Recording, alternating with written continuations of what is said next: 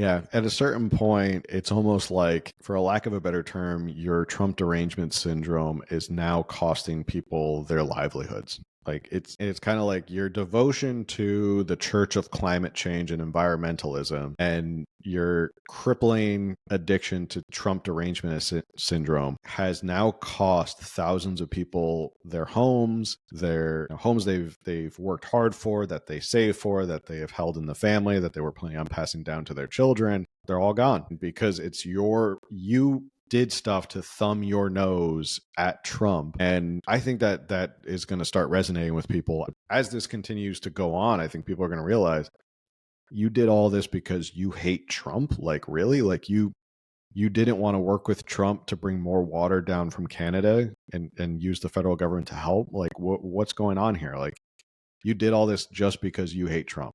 Like, my family home is gone because you hate Trump. That's what it all comes down to, sadly.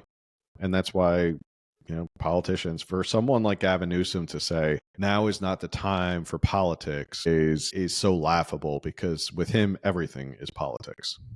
And he's trying to call this special session about, what is it? He wants to put like 50 million into Trump-proofing California and I guess be ready for lawsuits against Trump. Mm-hmm. And then, of course, everyone's pressuring him to like, hey, maybe the priority should be how to fix this fire situation. So now they're saying they're adding the fire protection or whatever they're doing, adding it on to this Trump-proofing thing. And it's probably kind of a way to be like, Republicans voted against this. They don't care about your fire protection stuff, but they're tacking it on to the Trump-proofing thing. The Republicans are not going to vote for Trump-proofing.